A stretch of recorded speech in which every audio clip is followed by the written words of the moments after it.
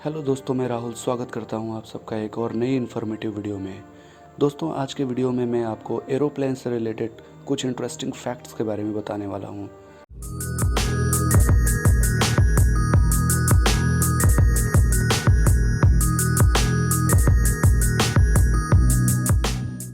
दोस्तों, पूरी दुनिया में लाखों लोग प्रतिदिन हवाई यात्रा करते हैं, लेकिन हवाई जहाज़ों में निरंतर यात्रा करने के बावजूद भी हवाई जहाज़ एवं हवाई यात्रा से जुड़े कई सारे ऐसे इंटरेस्टिंग फैक्ट्स हैं जिनसे हम अनजान होते हैं। वास्तव में एरोप्लेन से रिलेटेड कई सारे ऐसे फैक्ट्स हैं जिन्हें जानकर आप आश्चर्यचकित रह जाएंगे।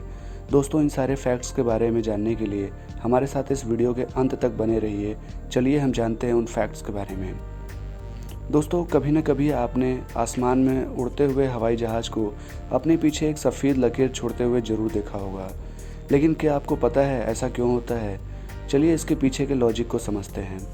दोस्तों, जब हम सर्दियों के मौसम में अपनी सांस को बाहर छोड़ते हैं तो आपने देखा होगा कि वह भाप में बदल जाती है। दरअसल ऐसा इसलिए होता है कि जब गर्म हवा ठंडी हवा से टकराती है तो वह वाष्प में बदल जाती है।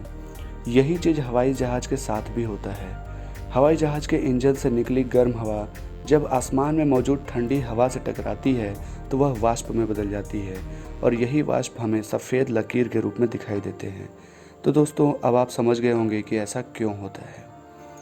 दोस्तों, क्या आपको पता है हवाई जहाज़ के अंदर जो टॉयलेट होते हैं वह बाहर से भी खोले जा सकते हैं।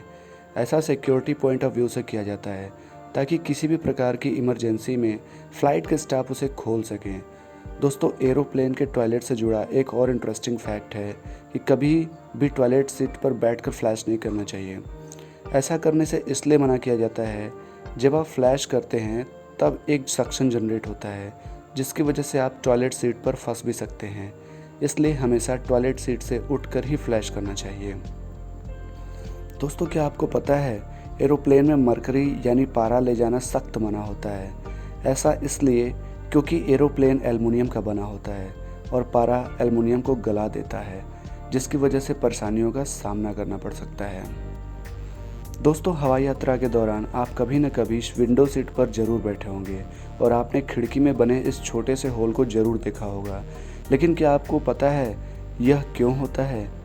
दरअसल हवाई जहाज़ जब काफ़ी ऊंचाई पर उड़ रहे होते हैं तो उनके अंदर एयर प्रेशर जनरेट हो जाता है, जिसे मेंटेन करने के लिए इन खिड़कियों में एक छोटा सा हॉल कर दिया जाता है, जिससे बाहर की ताज़ी हवा अंदर आ सके और सफोकेशन से भी बचा जा सके। दोस्तों, हवाई जहाज़ के अंदर जो ऑक्सीजन मास्क उपलब्ध कराया जाता है उसमें सिर्फ 12 से 15 मिनट के लिए ही ऑक्सीजन होता है। दरअसल किसी भी प्रकार की प्रॉब्लम होने पर पायलट एरोप्लेन को 15 मिनट के अंदर उस ऊंचाई पर ले जाता है जहां पर पैसेंजर आराम से सांस ले सके। दोस्तों, आपको बता दें कि कुछ एरोप्लेन्स में अंदर क्रू मेंबर्स के लिए बेडरूम भी बने होते हैं। आमतौर पर इन विमानों की उड़ान करीब 15 से 16 घंटे की होती है। यह बेडरूम सिर्फ क्रू मेंबर्स के इस्तेमाल के लिए होते हैं। दरअसल उड़ान की अवधि लंबी होने के कारण क्रू मेंबर थक जाते हैं। इस स्थिति में वह बेडरूम में जाकर आराम कर सकते हैं। दोस्तों, क्या आप जानते हैं एरोप्लेन्स में पायलट और को पायलट के खानों में काफ़ी एहतियात बरता जाता है। उनको अलग अलग खाना दिया जाता है। ऐसा इसलिए किया जाता है कि अगर फूड पॉइजनिंग की वजह से कोई एक बीमार हो जाए तो दूसरा व्यक्ति प्लेन को संभाल सके। दोस्तों, हवा में उड़ान भरते समय एरोप्लेन्स को कई सारी डेंजर सिचुएशन का सामना करना पड़ता है, जिनमें से एक आसमानी बिजली भी है। जी हाँ, यह एक ऐसी परिस्थिति है जिसका विमानों को अक्सर सामना करना पड़ता है।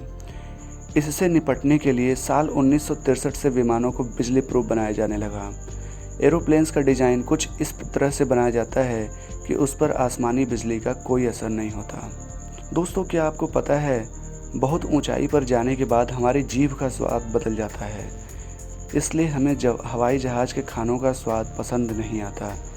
इसलिए हवाई जहाज़ में मिलने वाले खानों में नमक ज़्यादा डाला जाता है। दोस्तों, क्या आपने कभी गौर किया है कि एरोप्लेन्स की खिड़कियों के कोने गोल ही क्यों होते हैं? तो आपको बता दें, साल 1953 से पहले जहाज़ की खिड़कियों के कोने चौकोर हुआ करते थे, लेकिन एक एरोप्लेन के एक्सीडेंट का जिम्मेदार इन चौकोर खिड़कियों को माना गया। उसके बाद से जहाज़ की खिड़कियों के किनारे गोल बनाए जाने लगे। क्योंकि गोल किनारे हवा का ज़्यादा विरोध नहीं करते और इससे एरोप्लेन्स पर एक्स्ट्रा प्रेशर नहीं पड़ता।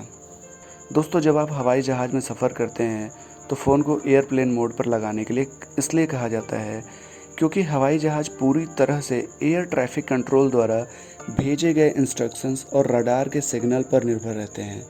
यह सिग्नल एक फ़िक्स फ्रिक्वेंसी में भेजे जाते हैं और मोबाइल नेटवर्क्स इसे प्रभावित कर सकते हैं। इसलिए अच्छा यही है कि प्लेन में सफ़र करते समय या तो अपने फ़ोन को बिल्कुल बंद कर दें या फिर एयरप्लेन मोड पर लगा दें। दोस्तों, आपने देखा होगा कि ज़्यादातर एरोप्लेन्स वाइट कलर के होते हैं। ऐसा इसलिए क्योंकि वाइट कलर की वजह से प्लेन में आई हुई खराबी जैसे कि क्रैक्स या तेल का रिसना आदि आसानी से दिख जाते हैं। साथ ही वाइट कलर गर्मी को रिफ्लेक्ट भी करता है, इसलिए 30,000 फीट की ऊंचाई पर भी प्लेन ठंडे रहते हैं। दोस्तों, एरोप्लेन्स में एक ब्लैक बॉक्स नाम की चीज़ होती है। यह एरोप्लेन के क्रैश होने पर उसके बारे में जानकारी देने के काम में आता है। दोस्तों, यह इतनी मजबूत मटेरियल का बना होता है कि चाहे एरोप्लेन पूरी तरह से क्रैश हो जाए, फिर भी इस बात के बहुत ज़्यादा चांस होते हैं कि ब्लैक बॉक्स आपको ऐसा का ऐसा ही मिलेगा। दरअसल यह ब्लैक बॉक्स खास तरह की स्टील का बना होता है, जिसकी वजह से यह काफ़ी मजबूत होता है। तो दोस्तों, एरोप्लेन से जुड़ी यह जानकारी आपको कैसी लगी, हमें कमेंट बॉक्स में ज़रूर बताएं। अगर यह वीडियो आपको पसंद आई हो तो इसे लाइक करने के साथ ही साथ चैनल को सब्सक्राइब करके बेल आइकन प्रेस कर दीजिएगा। इससे आपको हमारी अपकमिंग वीडियोस के नोटिफिकेशन मिलते रहेंगे।